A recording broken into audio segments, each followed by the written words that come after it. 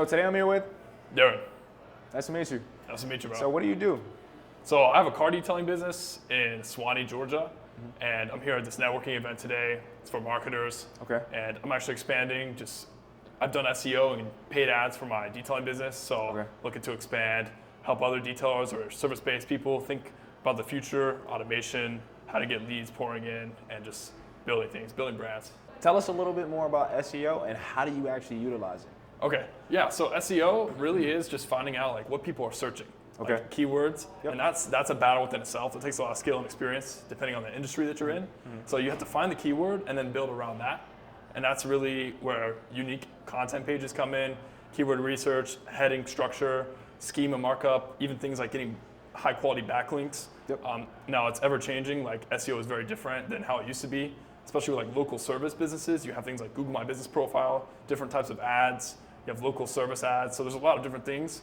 But finding those keywords and basically finding out how you can show up for them, especially when they're high purchase intent keywords, that's basically SEO in a nutshell though. Do you feel like SEO is actually underlooked or something that people are overlooking in their businesses right now? I think it's a mix of both. It really depends. I know there's some people who like that they live and die by SEO. There is a pattern that I was noticing interestingly where it's like you have these big cities like Atlanta, New York City, huge cities, and you'll have like an industry where the person who's ranking highest for a keyword that could be a high value keyword, like even car detailing in my instance. I was looking in New York City, for example, and I noticed that the guy who was ranking was actually not that good of a site. It just wasn't that good. And I'm glad it's working for him. I even did a report on his traffic and everything, and he's getting a ton of traffic with a not that good site. So there are some people where they'll do this kind of technique where the homepage of a website has a lot of authority in Google's eyes, because there's a lot of backlinks, there's a lot of citations that are pointing to that. And people will use that and they'll target their primary keyword with that. Versus like a lot of more seasoned SEO experts will have like a brand page, which is like their homepage, and they'll funnel it down into smaller pages like specific to those keywords. So I found that interesting how people are building it differently. And like for somebody that's just getting started in SEO, how can they get started? How can they get started? I mean, at the base of it, do some keyword research, find out what people are searching to get your product or your service offer, if that's applicable to you. I guess the first question would be to decide if people are searching up on engines for what you offer. So for someone like a service-based business, car detailers, plumbers, HVAC, that's going to be a yes. Now, if you're doing something where you need to educate the client first, they're not even going to know what to be searching to find you. So you may have to ask the question, is SEO the realm I want to be in?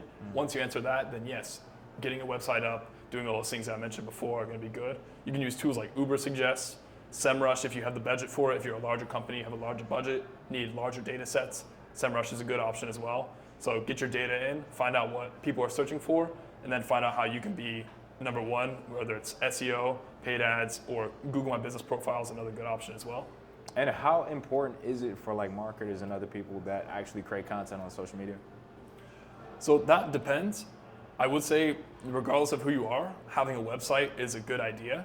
SEO could be another question. You definitely want to rank for your specific brand. So 100%. A lot of people, if you have a brand called New York Pizza, it's going to actually be hard to rank for your own brand if you're not the first one there. But if you're called something that's very niche, like what is yours called again? ADM Collective Group.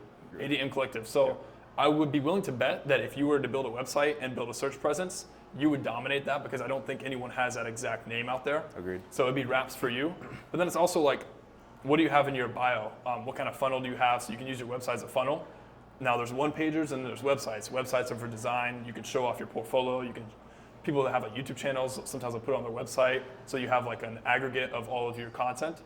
So it can also be a statement piece, a proof of legitimacy, and just a trust signal for people like you that are doing social media who don't necessarily have people searching directly on Google. Or if you're in a high competitive industry, like if you have, let's say, super high competitive would be like CRM software. Startups aren't going to have an easy time ranking for that because it's not very like startup proof.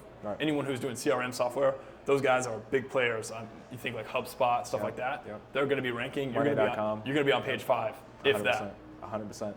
And is there anything else that you would actually love to leave the audience before we actually wrap up here? Yeah, I would just say go for first principles thinking. Always question yourself, really, like going to the big picture. Because like I said, like before, SEO may not even be a thing for you. Like Okay. you, for example, you're doing content, you're spitting out consistent content, getting those wins in.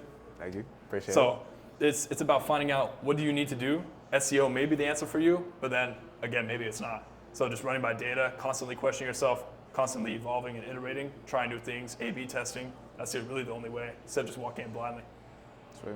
Well, I appreciate your time, bro. Yeah, bro. It was a pleasure. Yeah, you as Thank well. you for the interview. Yeah. And until next time, guys, see you. That's it.